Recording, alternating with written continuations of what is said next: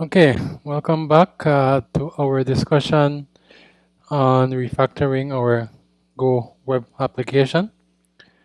So we have a bit of a challenge because we moved our code into different directories, into different files. And so I have my quotes file here, my models.go file here. And I said that I want to move all the SQL code from the handler to this quotes.sql, quotes.go. So I want to do that right now. And the question you need to be thinking about is, how do I get my handlers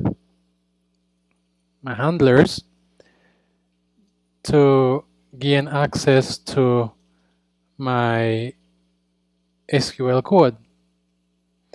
And secondly, you need to be asking yourself, how is it that I'm going to write SQL code here without my connection? So I need a way to gain access to the DB connection.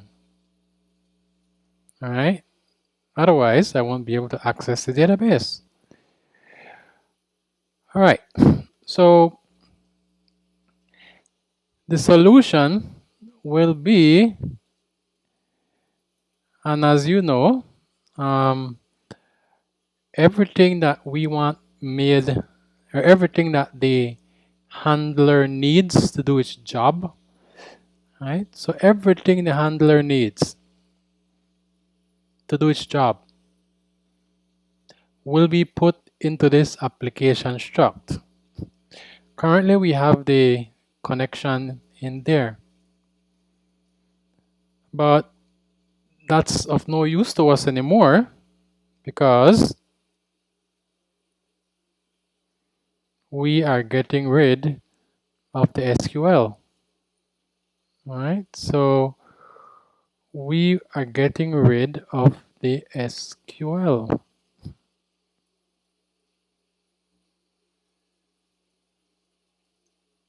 Let's cut that. Okay, so we're not writing an SQL inside the handler, so there's no need for this anymore, which means there is no need for this, right? Okay, good. So the handler does not need the connection because the handler does not do any SQL anymore. Now in here is where we need access to the database connection. And so the first thing I want to do is to import database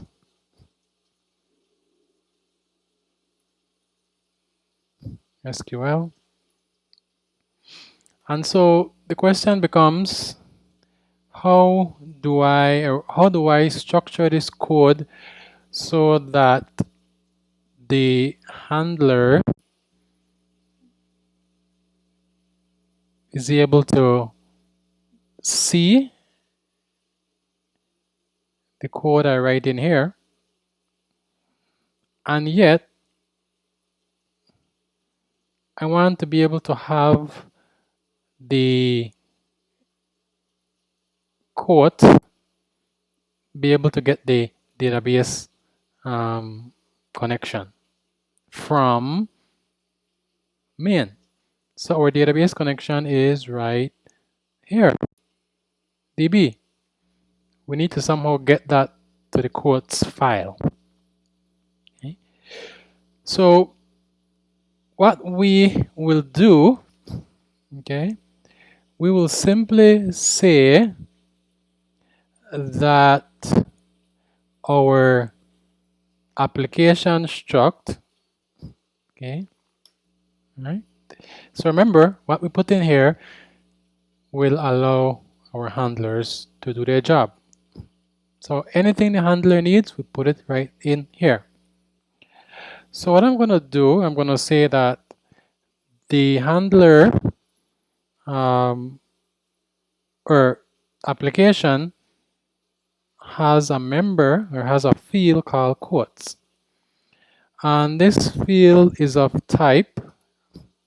Remember, we have to specify a type in the application. This type will be PostgreSQL.quote model. Okay. Now it's showing in red because we have not created a quote model. So I have to create a type called quote model, and by doing that, I will allow that type or this variable here of this type to be seen by the handler. Again, because I have put this inside application, this will be visible to my handler because my handler implements, or my handler is a method of the application type. All right, so all I have to do here now is to make what I do a type. So to do that, I'm going to simply say type quote model. It's a struct. And I will say that it takes a DB, which is SQL.db. So what did I just do? Well, we said that for us to use or put anything inside here, it has to be a type. And so I come in my quotes and I create a type. So this type is called quote model. And so now I will simply create my methods based on this type. So let's create a method. Let's call it M of type quote model. And I'll call this method insert. And this method will take an author, and it will take a category, and it will take a body of type string. And this method will return an int along with an error.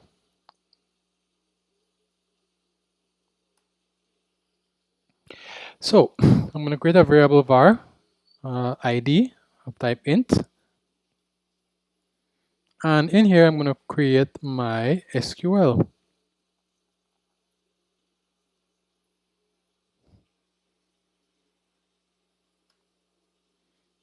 All right, I copied it as command V. Yeah. Oh, here it is.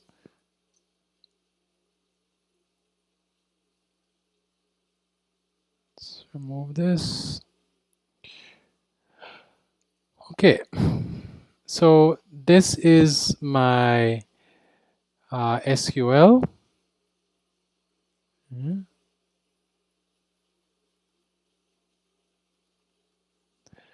And it says insert into quotations table. Okay. Author name, category, quote. Okay. Values 1, 2, 3. And I'm going to add one more line. I'm going to use the returning clause. And I want the quotation ID to be returned from the database.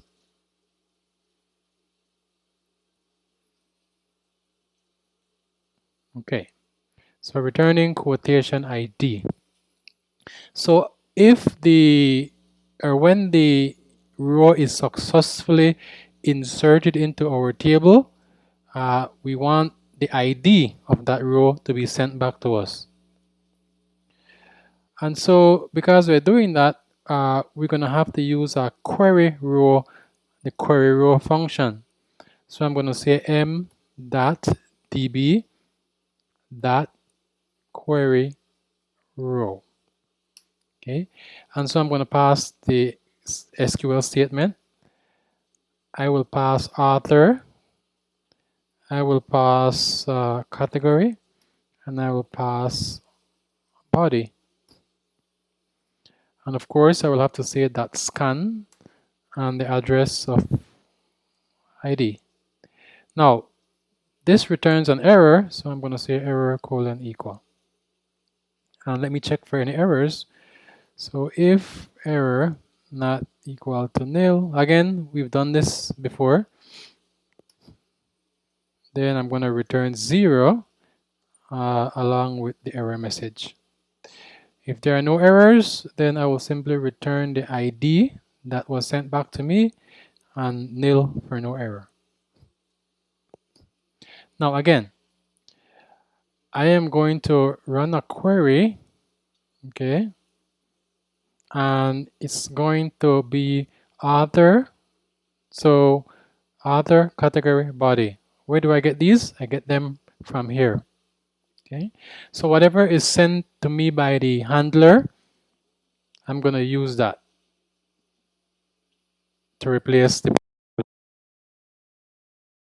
and then I'm going to get, when the row is successfully inserted, I'm going to get back the row ID, quotation ID, which I will then save in the ID variable and return that value to the handler.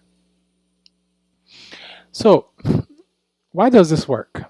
Well, it works because we are using the methods. So M, of course, refers to the method.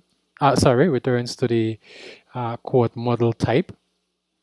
DB refers to this DB here, because a quote model has one field, and that one field is a database connection. And so if we want access to the database connection, we have to say m.db and then whatever we need to do.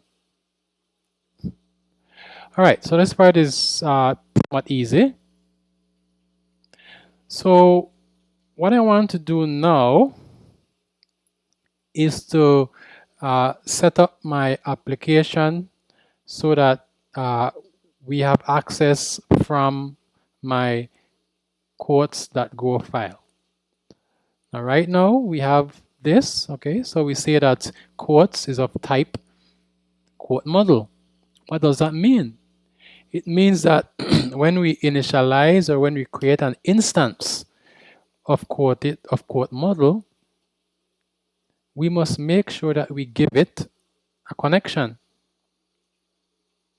Okay, it needs that connection. So inside here, when I'm going to create my new or an instance of my quote model, I'm going to call it quotes.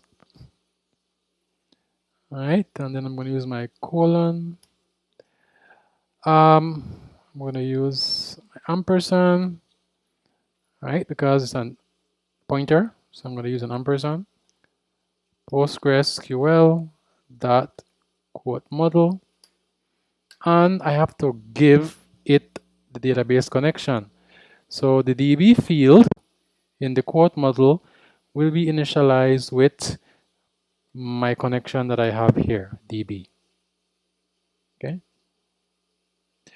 All right, I have to put a comma here. Okay. So what have I done? Well, because I have created an instance of quote model, it means that my handler, okay, my handlers, because they implement methods based on application, they will have access to everything inside the application type, which means that they have access to the insert, right? They have access to the insert function. And so again, I am passing in a quote model, and a quote model has a database connection, and of course it has the methods that we have created inside quotes that go. All right, so when Go creates this object for us, this quotes object, two things happen. One, it initializes the DB variable with DB, which means that quotes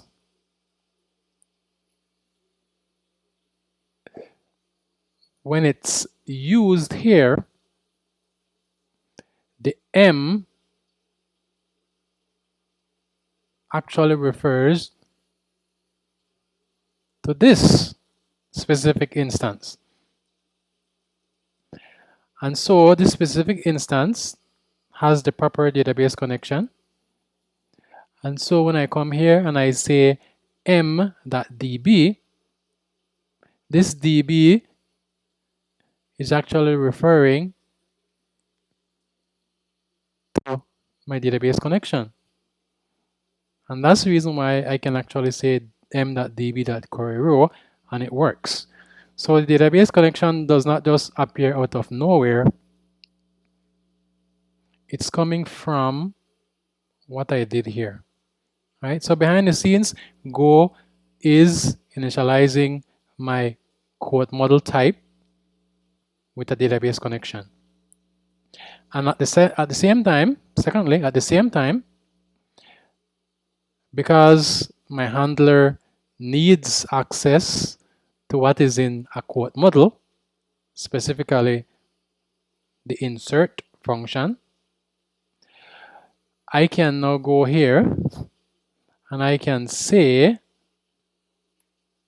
right, I can simply say, let's insert a row, or insert a quote. Okay. So I can now simply say app that, what am I going to use? What's the field inside my application called? It's called quotes. And since it's called quotes, then it means, again, quotes simply means, quotes is simply the name for a quote model. Okay, it's an instance of a quote model.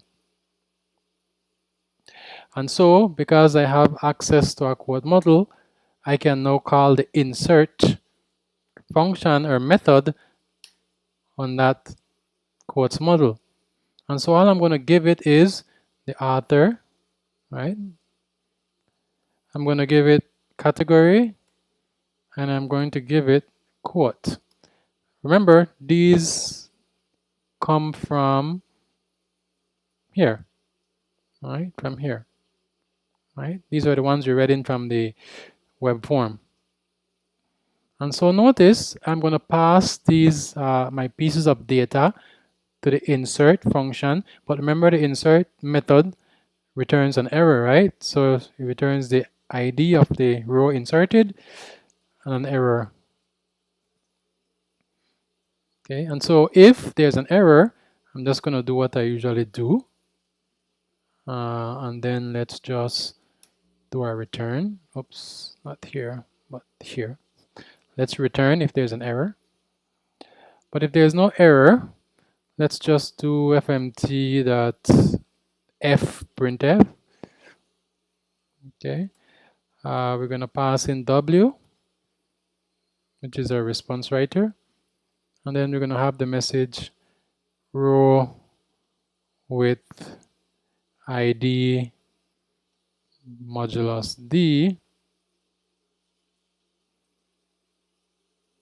has been inserted. Okay, and is going to be replaced with ID. Okay, I will comment out all the other handlers, okay, because they won't work, but we'll get to them. Okay, so the only active handler we have is create code. So I have to go back to main, and I will have to comment out display code since we don't have that.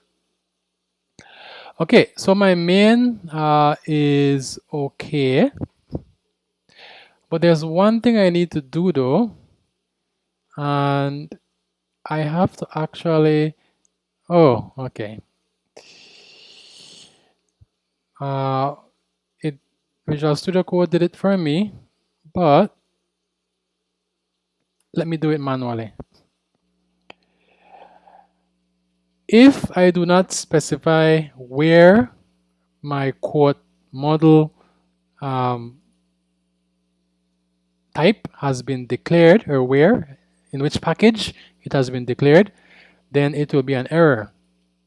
So what you have to do is actually specify where to find the quote model, or where to find any of the types that you have created if they are not in main.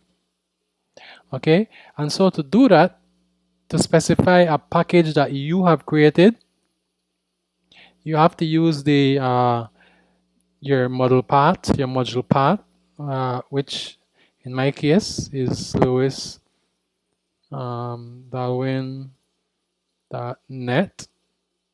/ quote box. All right. Remember, I'm getting all of this from my go.mod, right? My go.mod. Okay, so we have to use the module path first, and then we put where to find the package. Well, we're going to find the package in the pkg directory, and then we're going to find it in the models directory, and then we're going to find it in the PostgreSQL package. Right? That's where we find quotes, and that's where we find the quote model. So I have to specify where to find that quote model, because if I don't do that, then when I do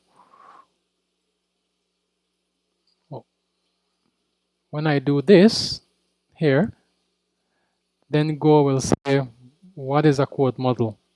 Where do I find it? Okay, so that's the reason why we have to specify it here.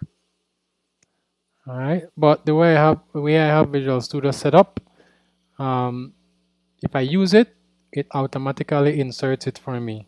But I don't want you to not understand where it's coming from, because you will have problems if you don't know how to actually come up with this name. Okay, so again, you're gonna have to put the module path first, and then you simply specify where the type is located.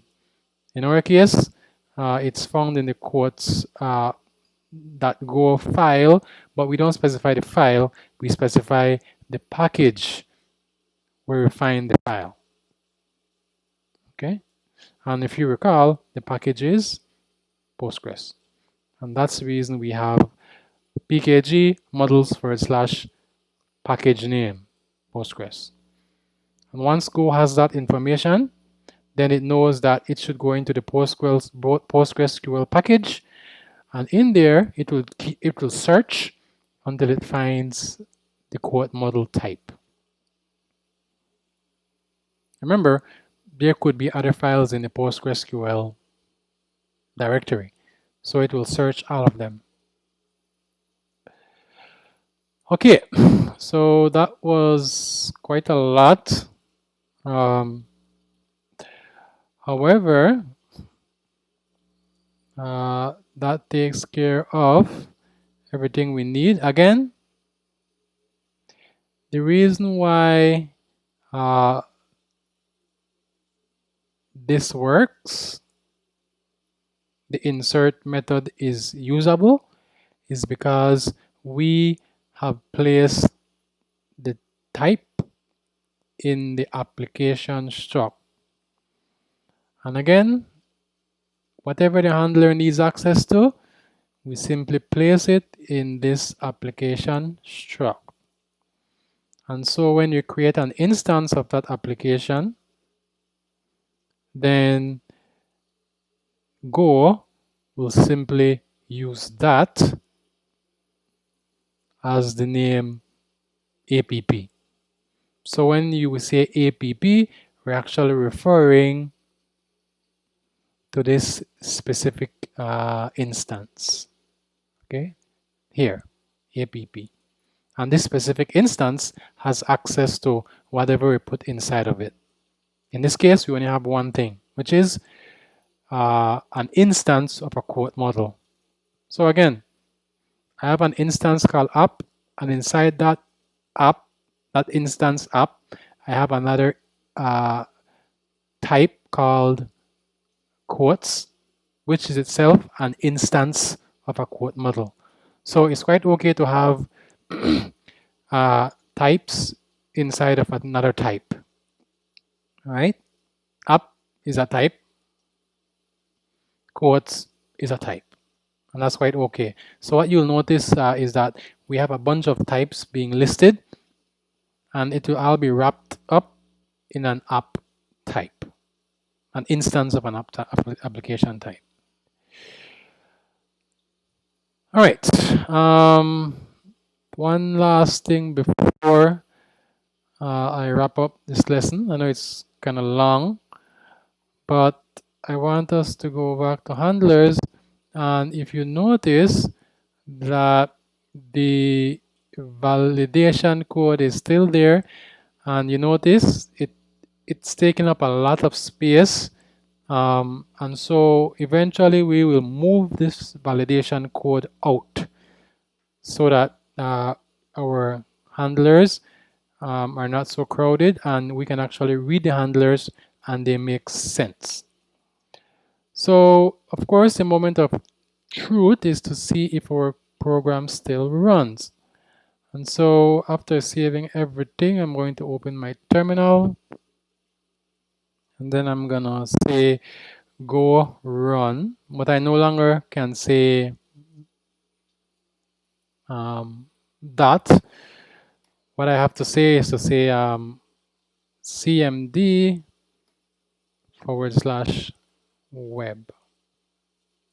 Okay, so it's gonna run the main package, which is found inside the web directory. Oops. Okay, that /. Okay, so that /. All right, I will open my localhost. All right, seems to still work, and it will be quotes, if I recall. Yes, let's add something here. Let's say Jane Smith or Jane Suggs. Category sports, maybe, or marriage. And say marriage is wonderful. Okay, and let's see what happens. All right, and so we get back row with ID 11 has been inserted. And so we can verify that. We can simply open up quote box.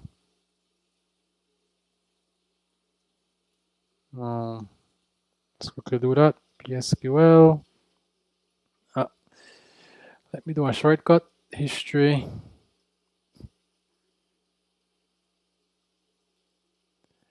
Pipe it to grep.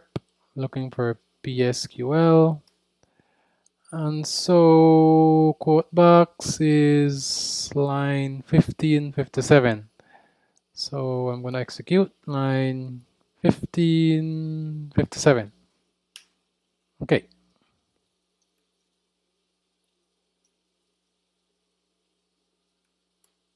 Okay. And let's select all from, not select all, but